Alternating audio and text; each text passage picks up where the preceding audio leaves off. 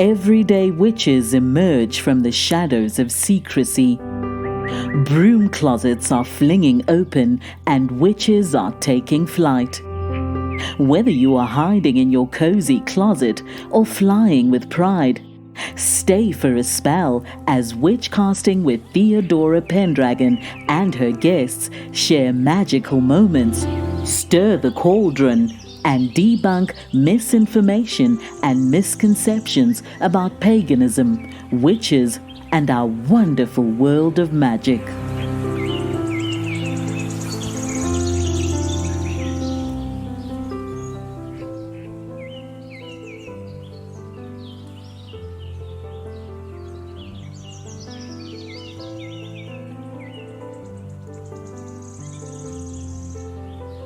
Today I'm joined by Elonifer Skyhawk, and she is a shaman witch. Welcome, Elonifer. Hi. How are you doing, Theodora? I'm good. Today we're going to talk about you and your spiritual journey. Oh, yummy. Were you always a shaman witch? That's a really good question. Are we born shaman witches? I think all of us are born bright, shining little droplets of the Creator. And as much as we embrace that, is how much we are all shaman witches. Yes, I think so. And for me, I definitely felt a connection with nature when I was little. 4 is the oldest I remember recognizing something odd was that I was actually communing with nature around me. And the reason was there was symbolically my Native American heritage being part German, Spanish, Aztec, Cherokee, and Black Irish connected most with my Native American aspect, and as did my dad, who was very reddish brown. We were sort of Spanish, Latin, but very Native American-y, and he loved Native American heritage, but we weren't really practicing much of that. He liked the stones and the jewelry and the patterns. And I connected at 4 years old because I remember seeing, as I was sitting out singing in the backyard, there was a red bird, a yellow bird, a black bird, and a brown sparrow. And I just thought it was odd that all these colored birds were sitting around me. But I imagine any little child who's fairly innocent, is nature has a way of welcoming them into their bosom, I guess, to the inner sanctum of nature where they don't feel threatened by a child or a baby. So, but I noticed that and I thought that's odd. And then from there on, I used to read comic books, Witchy Witch. I tried to make spells and have little jars and start putting things in them, even though they were just weeds and, dead lizards and stuff like that. But So you were very young and you were already creating spells. yeah, I knew that I would make little rhymes, to try and make things, go my way or whatever, or if I wanted something. And I didn't know anything much about at that time about empathetic magic, but like I do now. But it wasn't until I was 12 years old, I think, we moved out to the country where my dad was born and had relatives, and we got a small little house there. And we had much more peace, and we didn't have to worry about traffic, and I could walk to school and I had much more time to read. My mom was a passionate reader, and she joined a book club and allowed me to get 2 of the 4 books that she got every month. And one of the first books I chose was the entire Encyclopedia of Man, Myth, and Magic, which is a 24-volume set. So that was about a year's worth of books for me, since I could only get 2 a month. That was my introduction to the spiritual world, because before then, we had been raised Catholic. We were all Catholic. It was after my communion. We're having financial difficulties with the family, and my mom and they asked the church if they could make payments because all my other siblings had gone through Catholic school and the church said no. So my mom said, well, to hell with the church. It's like, they're not going to help us out. Why are we wasting our time with the church? My mom, I think it allowed her to express her curiosity of the occult that she was always interested in. She was interested in the books, Prophecies of Edgar Cayce, and his psychic abilities and things like that of that nature. My mind was really open after that to anything, and I was wondering what was out there. And so that began a lifelong quest for me of searching and, seeking the truth, a truth seeker or whatever. I have so much experience and knowledge now that, I see how the validity of it all, but I started out by simply, in a small town like that, there's a Methodist church on this corner, a Baptist church on that corner, the Catholic church over there. It's just like an Episcopal one. There's like a different church everywhere. So I went to all of them because different students were there, and I just, took turns seeing what they were all about. They all seemed kind of the same, but it wasn't until I was older, I think in the military. And when were you in the military? 81 through 85. Your listeners might want to know that I've transitioned from male to female, but I was still a male at that time. So I joined the infantry, 7th Infantry Division. I went to California. Could have gotten anything I wanted with my scores, but I wanted to get the hell out of Texas because I knew there was something more, but I didn't know what. I felt constricted by the environment I was in and the people I was around in order to be able to expand everything, my mind, because what I was reading was not my experience around me. I knew it was somewhere else, but I was also hungry for the redwood forest. I wanted to go to California. And who was it? Will Rogers that said, "Go west, young man, go west." So I went west as you could go. I joined the military and I signed up for the infantry because they were stationed in California. Fort Ord? Yes, exactly. Fort Ord. It was a special experimental unit, of course. So we were the first light infantry training brigade. We experimented with a lot of bullets. They tried everything on us that we could do and we could use, and the weapons and the guns and the bullets and the maneuvers to find out what worked and what did not work for light infantry. So we were all sort of like semi top secret, not top secret kind of thing. Nobody could talk about it, but we just. Did you enjoy that?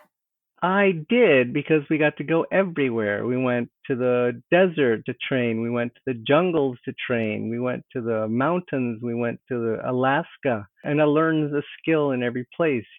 In the desert, we learned dead reckoning. In Alaska, I became a ski instructor. To Europe on maneuvers, to Germany, and so I got to learn a little bit of French and German, and love the Bavarian food and bread and wine. In the jungles, that just reconnected me with my spiritual center, because when you're surrounded, I want to say, by the body of the goddess, I guess the living earth is so completely, you feel so small in the jungle, but it's also really cool and beautiful, even though it's hot. That's the first place I discovered what I want to call the band of silence that surrounds the earth. Do you know what I'm talking about? No. At dawn and dusk, there is a moment of dawn and dusk around the earth at any given time, a band. Someplace where it's dawn and someplace where it's dusk. And as the earth rotates, that band of dawn and dusk is moving. And as it moves, the creatures of the night change places with the creatures of the day, and vice versa. In that moment of silence, there's about a minute actually in the jungle where the night creatures go to sleep, and then there's about a minute of quiet, absolute stillness. You could hear a pin drop in the jungle. And then the wave of day begins as the birds wake up. And it's the same for night. The day creatures go to sleep, and then there's about a minute of silence, and then you can hear the jungle start to stir as the night creatures wake up, and the wave of sound comes over, and the jungle is full of noise again. And I realized at that point, while I was in the military, that we were training with all of this, be all you can be and all that, but it was like we are so disconnected from nature and our place in connecting with the earth and communion, as I always wanted to connect with. the communion with the earth, because we don't even honor that moment of silence that every living creature on earth does except humans. We've destroyed our balance, and I feel I always try to honor, the sunrise and the sunset now by simply, some people say you should sing in the morning or in the evening, that's when the birds sing, but they're singing all day long. That's just when they're nesting and settling down. When you were in the military, hmm what religion did you tell them to put on your dog tags and in your records? I never felt close to the Catholic Church, probably because my mom and dad, had already abandoned it. Even though we still went to mass, they'd go to the missions, and I would go out and play with the peacocks. That didn't last long because I actually got kidnapped once. You got kidnapped? Yes, I was out playing with the peacocks, and someone came up and grabbed me and ran off with me, and my brother saw them and yelled at my dad, and my dad ran over and scared them away, and they took off. It was an attempted kidnapping, but yeah, I didn't notice. I thought I was just in trouble for playing with the peacocks. I didn't know someone was actually trying to kidnap me. In the military, I didn't put Catholic, and I didn't feel connected to basically any patriarchal religion, any Judaic religion for sure.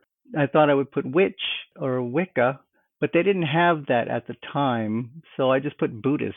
So you felt a stronger connection to Buddhism. More the way of the Tao than Buddhism.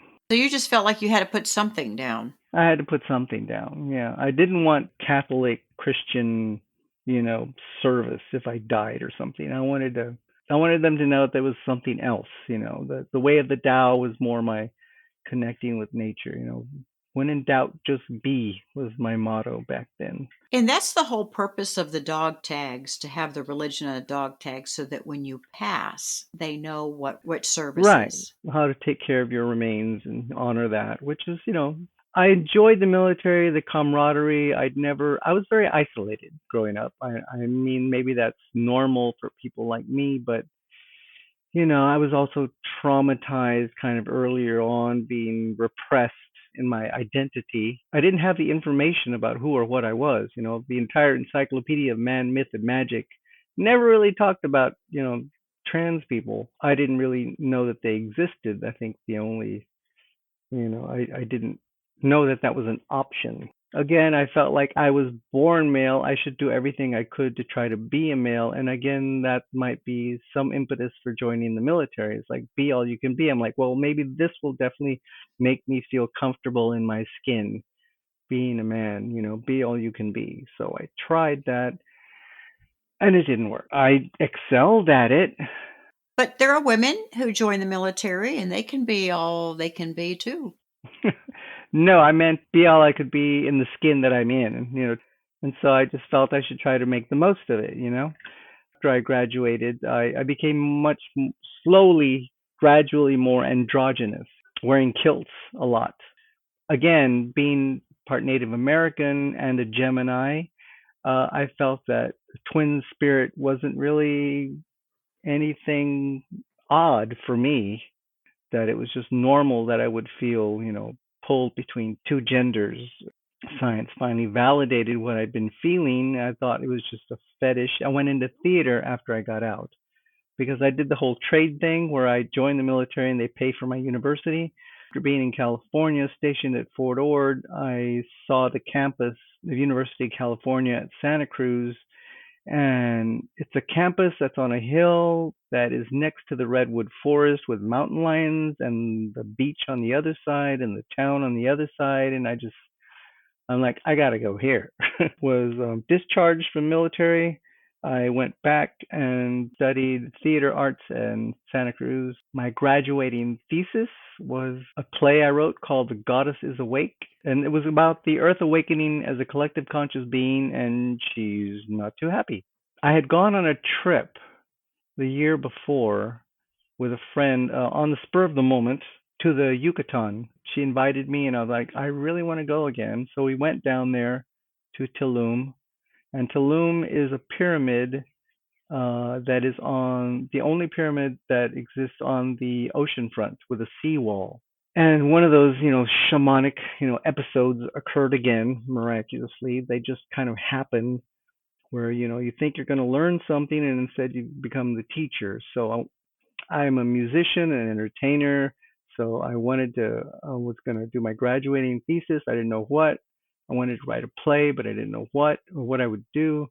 So when I went down to the jungles, again, I was down there. I wanted to go sound at that time, connecting with sounds, because I felt how fundamental principle of understanding creation. There are 7 notes. There are 7 colors of the rainbow. The universe built on numbers, and there's a harmony of the spheres. So I felt that somehow I could go into the pyramid and I would get up in there and I would sing and I would find out what frequency the walls were vibrating at, and I would write my music for the play based on the frequency of the vibration of the temple and the pyramid of Tulum. Is that what happened? Yes. But not like I expected. So I went down there to visit and the tourist thingy was there, and there were little shops and stuff, and I'm gonna go, oh, there's the pyramid. It's like, so are there tours? How do I get up in there? And they go, oh no, tourists aren't allowed in the pyramid, only the natives are. And I'm like, well, shit. Okay, so I couldn't go. So I slept on the beach, and then I thought, well, I'll just go tonight. But there are guards out there, so I figured they said the natives would go in. So I fashioned a loincloth out of blue cloth, and I just went at night and I bowed at the entrance and bowed at the pyramid and just walked right up into it. And they thought I was a local, so they didn't bother me. You pretended. I pretended. Yes, I just figured I could just be a native. And went up into the pyramid and went up into the top, and I sang my little song and heard the vibrations, and I remembered those tones, and I came back down, and then I did the bowing thing and went out. But by then it was getting really dark and twilight had passed. It was now pitch black. Oh, I also discovered as I was walking through there that there like giant slabs of concrete broken up in the jungle, because apparently when I was up in the pyramid I could see that there are other pyramids, and the pyramids, through the escarpment of the jungle, you can see them poking up peaks in the forest, in the escarpment, in the canopy. The road, that concrete, the Mayans, they had built this continental highway that went from one side of the continent to the other with a pyramid every few miles. And as I was at the top, when I was singing and learning the vibrations of the pyramid, I discovered that my voice would carry really far, and I don't know if it was because of the shape of the pyramid or what, across the jungle. And it occurred to me that back then they must have been able to sing or chant messages from one pyramid to the other, to the next, and so they had communication across the entire continent as well. And that was pretty amazing for me to realize. I didn't know there was a whole highway through the jungle that was like all tore up from the jungle, because it reclaims everything. That was pretty amazing. They were pretty advanced civilization, more than we know. So I came down and I was on my way back, and like I said, as darkness had fallen, so I was trying to get back to the beach where I was sleeping in one of those little cabana things, and it was just too dark, and I couldn't tell which way to go. I didn't have a compass. I would have to wait for the sunrise to see, and it was too dark to see anything. I thought I could maybe find my way, but I thought it's probably not a good idea to wander through the jungle in absolute darkness. So I just stood there because I didn't want to sit down on it or have some creepy crawly come up on me. A energy meditation that I learned when I studied Kung Fu. And so I just stood there doing my meditation and focusing my breathing and building my chi for about 10-15 minutes till it started to get a little brighter and twilight came up. And as twilight came up, and this is one of those moments where you're in the flow, where I say magic happens around me. I don't make things happen, they just do. As the light came up and I could see again, there was this huge spider web right in front of me, and a big spider about as big as my hand in the middle of it. And I was like, if I had gone like just, I would say maybe 4 or 5 more steps, I would have walked right into that thing. But something in me said, I need to stop and just wait till the daylight comes up. Probably saved myself a lot of pain and anguish. I don't know if it was poisonous or toxic, but a big spider, I'm sure, would hurt like hell either way and ruin my trip. Before we met for the podcast, you told me that magic tends to happen around you. Can you give us some examples? Besides that, yes. I remember, well, a simple example, which I was never sure of, but it was like, I just brushed it off by at that point because things just happened. Someone had a big kitchen knife, the kind you see in all the scary movies. Like a butcher knife? Yes, it was a butcher knife. I don't know what I was doing, but I was down on the ground and people were just farting around above me, I guess. I think it was a house party and they were cleaning things up. They dropped the knife and the blade edge fell right on my arm from about 3 feet, I guess, or 4 feet. And it hit like that and everybody went and gasped, but it just bounced right off of me. There wasn't even a nick or a scratch on me. It just bounced right off of me. Another time, some people were broken down on the side of the road and they were like 2 or 3 guys hanging around. It was a truck and they couldn't get the car started or anything. And I walked by. I was down at the coast, I think, at this time, yeah. And I was walking by and I said, do you need any help? And they're like, can't get it to start. It doesn't want to think the battery is dead or whatever. And I just went over and I looked at it and I just touched it. And I'm like, all I did was really check the connections, but give it a try. And they went and they tried it and it started. And they all stared at me like I was a freak. And I just said, I guess it works fine. And I just went on. The way to manifest magic, I realized, was it required a state of mind which was more Zen or Tao, where you have no expectations and no preconceptions. And when you're in that state, you allow what is to be. And when I allow what is to be, then I'm flowing as I'm not trying to take advantage of things around me. I think I told myself when I was 12 that I didn't really like my life at all. I didn't like the way the world was, and I just wanted, God or whoever to just take my life and do something with it because I didn't want it anymore. So whenever I'm out, I always find how can I be of use in this situation? And I allow myself to just flow that way for a while, like a vagabond, just accumulating knowledge and experiences in order to further my spiritual growth. So little things like that would happen, occasionally, and those would tell me that I'm on the right path, and I should just keep going with whatever it is. I don't know what the outcome would be. Now I know. I still don't know. I mean, I'm writing a book about my life, which is helpful. I'm also writing a book about the fall of the goddess and the rise of patriarchy. That sounds interesting. I have another children's storybook that I've already written, but I just need to get it illustrated. It's a song, which is also part of another script that I never finished working on. I create things, I write music, and I did more of ritual theater when I did my play in college. It was inspired because of that jungle adventure. I realized there was garbage right in the jungle, old cars and batteries and plastic, lots of plastic and just trash. I understood that it was because natives just give everything back to the jungle because they get everything from the jungle. So now that we have modern stuff, they just give it back to the jungle, but the jungle doesn't want it. Well, the jungle will take it eventually, but it just occurred to me that we were the only things that were really in jeopardy in life. The earth is going to be fine. The earth was born in a nuclear fire. No matter what we do, she's just going to start over with another, branch of cockroaches, or something, because those little suckers survive. And I think ants do too. yeah, ants. And I heard a podcast on it's crabs all the way down. Have you ever heard that? No. It's an NPR show, but they do a podcast.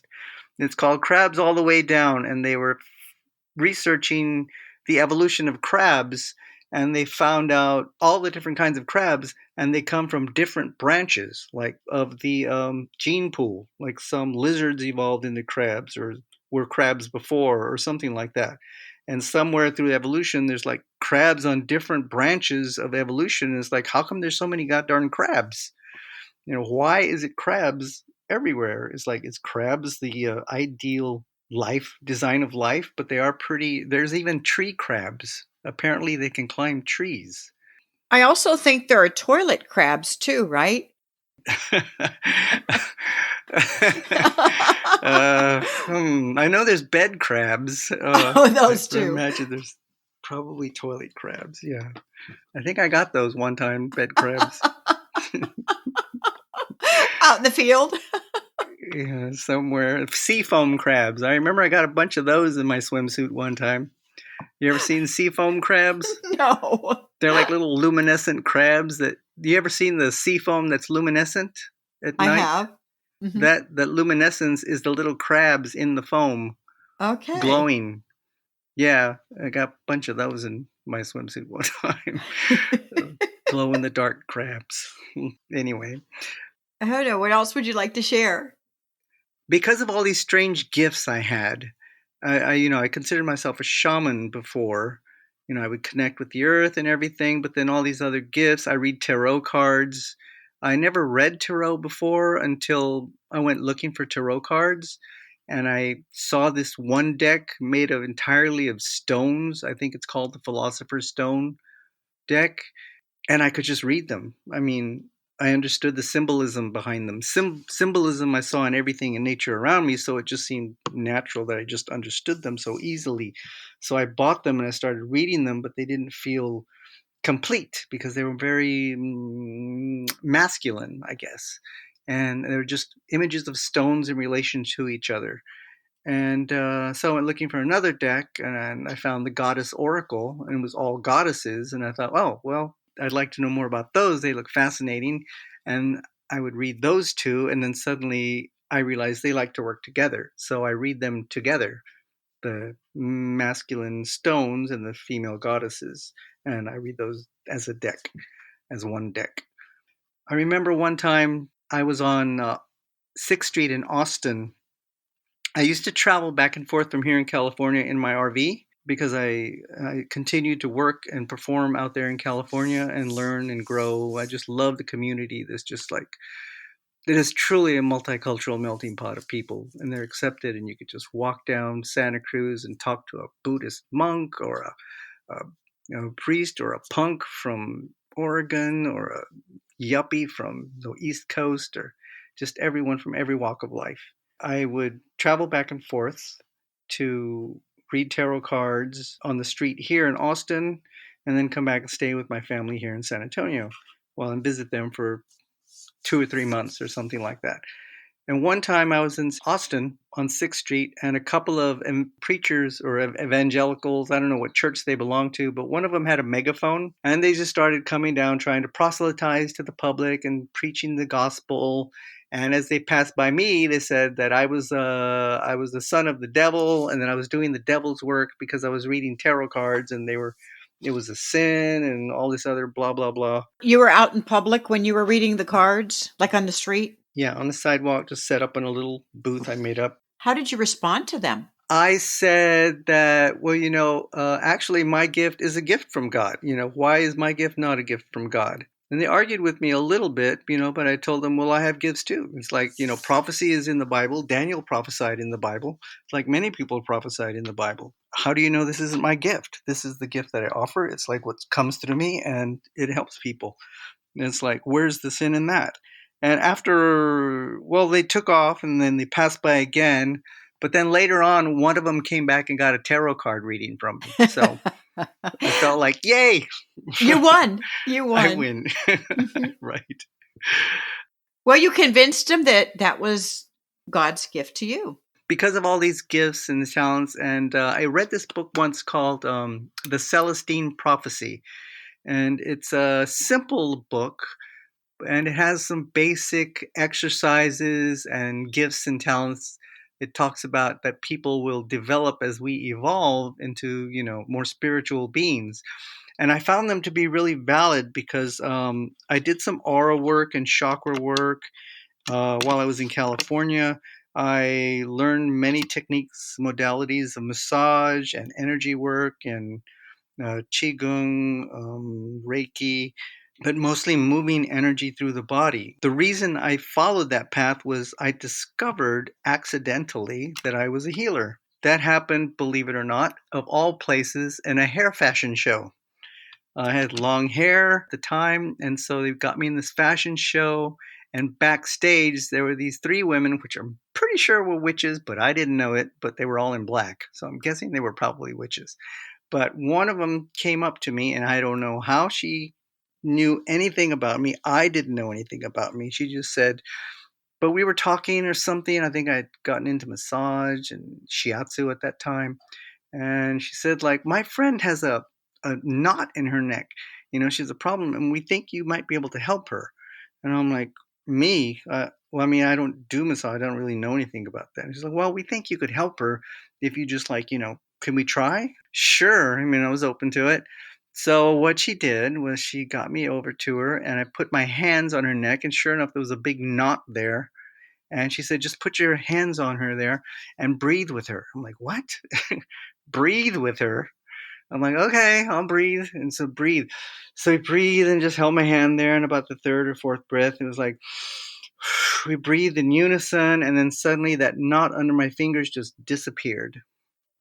And they screamed and said, woo, we knew you were a healer. And I'm like, okay. I was still kind of in shock. Like, what just happened?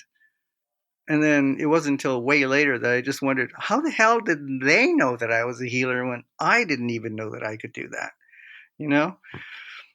Those witches. Anyway, gifts like that, yes. What point in your life did you realize that you were a witch? I think I was in denial that I was a witch. Because, like I said, I had a stigma about the word in the Bible, although much later after that, I researched the history of the Bible. And then they made more discoveries like the Sumerian scrolls and the codices that have the stories in the Bible that are much older than the Bible, which they say is also what could possibly be the same source as the Bhagavad Gita in India and the story of Gilgamesh about the flood. That's the story of a flood there. We have a story of Noah here. Christ figure appears in many histories of many cultures of the world. I studied scriptures from all over the world, and so I started to realize that maybe the Bible isn't really all that. I mean, there's a lot of validity to it, but I believe anybody that believes everything in there will become psychotic because it's so contradictory. But a little known fact I read about in there about witches is that line was changed in the King James Bible. And before that, all it said was, do not let those who curse others to live, or something like that. It also said poisoner. Yeah, it didn't say anything about witches. They changed it to witches. Probably because, King James changed that. right, King James changed that to witches because most likely, I would say, because the Catholic Church wanted to reserve the right to curse others. Which they do because they're, it's full of hypocrisy. It's crabs all the way down. That's how I look at it. It's patriarchy. I mean, the Christianity, Judaism, Muslims. I've read the Torah, the Quran. The Quran has got a lot of crazy stuff in it. They don't even believe everything that's in there. It's like there's just a bunch of side stories in the Quran. The Quran itself, of the story of Muhammad, is very short and brief, but it's all these other texts, writings that people have put in there and added to it that half of them don't even believe. And they pick and choose, just like ours, which parts they want to, adhere to. I realized then that witch isn't really that bad of a word because it wasn't even valid. And I knew it wasn't valid anyway because I had all these gifts and talents. And then from very little, like I said, I wanted to be like Witchy Witch. And I wanted to make a spell that would transform me. And now I've transformed. And I just admitted that I am a witch because nothing else fits. I read tarot, I do healings, I divine things. I see things. I can foretell things sometimes. I'm riding with a friend and they're like going a little too fast. And I'm like, can we slow down? I really don't want to hit a deer today. And they're like, oh, no, there's no deers out there right at this time. That's like, we live out here. And then less than 15 seconds later, it's like a deer jumps out right in front of him. He almost hits them. And they're like staring at each other, looking back at me. And I'm like, I just said what I said. I was like, I didn't know it was going to happen. It's just, like I said, magic happens around me. I always call it the Bugs Bunny effect. You ever watch Bugs Bunny? Yes. Bugs Bunny would being chased by Yosemite Sam or somebody monster trying to kill him, and he would just stop and pick up a carrot, and the guy with the axe would just swing it right over his head and miss. Not that Bugs Bunny was trying to run away or hide. He was just picking up a carrot and doing what flowed and being in the moment. So you're the bunny. I'm the bunny. I'm Bugsy. Yeah, it's kind of my Bugs Bunny philosophy of being there, of being in the flow, and the goddess provides for me. And I feel that way very much, that she's alive and living, and we connect with her, and I connect with her that way as a feminine identity. And I don't just mean the earth, but all of matter, in a way, is the feminine identity. Nut is the Egyptian goddess whose body is the cosmos within whom we exist. Let there be light is like, the spewing of sperm across the void, of matter into the void, and then everything else grows, and we grow within the body of the goddess, just like humanity. So we connect directly with the goddess around us. So that's how I connect with it, or how I feel with it works. And I don't really think it matters too much if you feel a different way, or some people want to worship a male god, or male and female god and goddess. Because, like I think I said at the very beginning, we connect with what we feel most comfortable with, or what we're not afraid of.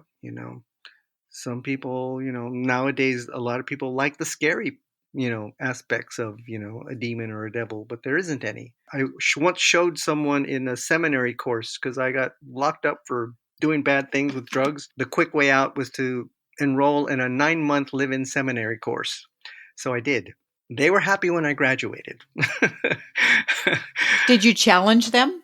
Oh, I challenge them on everything, especially their misogyny inherent in the Bible, because they really push that, in there about women being subservient to men. And I remember one time we had a debate. We did a debate team, and they each got up, saying like pros and cons of why women should be allowed to preach the gospel, or be leaders, of men.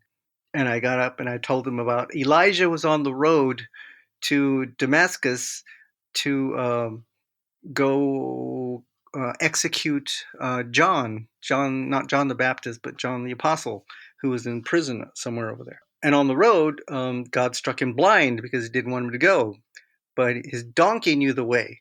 So he said, I'm going to go there and I'm still going to execute him. And as he was going, God spoke. Angel appeared in the road with a sword, and the donkey stopped. And he tried to beat the donkey and say, go, you know the way to go, go. There's nothing there. But the donkey could see the angel. And finally, God spoke to the donkey and said, Elijah, why do you persecute me? And he's like, who's speaking? It's like the donkey told him, it's like, why are you?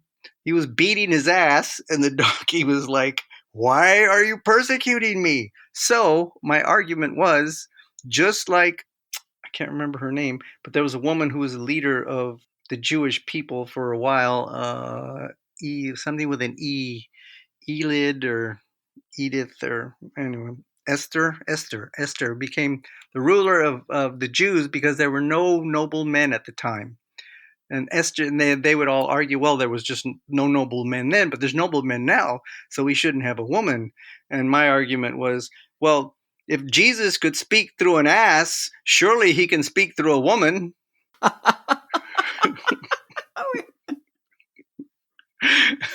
So, in any case, that I became a defender of women, especially for a long time, seeing how patriarchy treated women, and still are reverting to that, it seems like.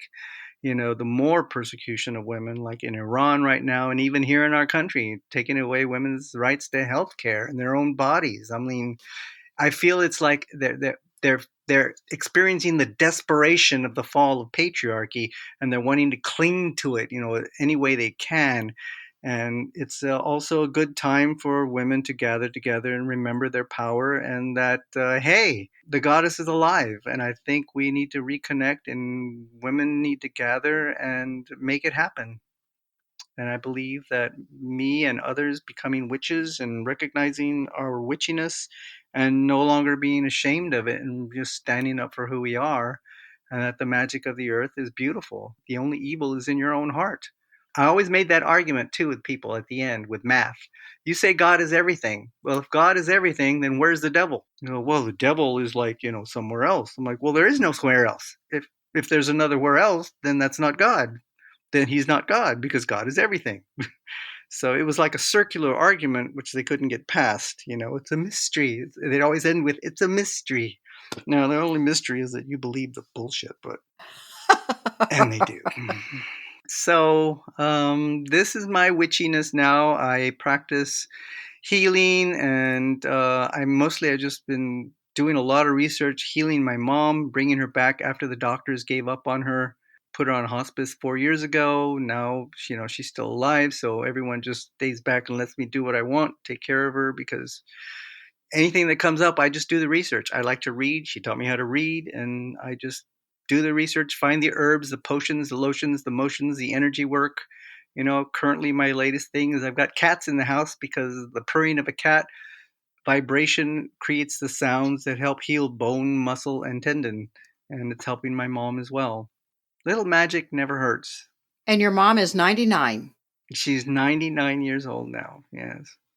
And I told her she's going to live to 105 so we can sing that song together. I can't remember what the name of it is, but if I should survive to 105, that song. Thank you, Elonifer. It's been a pleasure having you on the show. Thank you, Theodora. I've really enjoyed our time together. I may have to see if I have an old Bible around here, dust it off, and read up on those stories you told us, because I just don't remember them the same way you do. While I'm doing that, maybe you can take a Bible lesson. Sure. Next time they come to my door, I'll let you know how it goes. Thank you for joining us for Witchcasting with Theodora Pendragon. Have a burning question or have a topic you'd love Theodora and her guests to discuss on the show? Contact her through Instagram at Theodora Pendragon. If you enjoyed this episode, make sure to subscribe so you don't miss the next one. And help us spread the word by leaving us a rating and review and sharing it with your friends. See you next time, and may your magic always shine.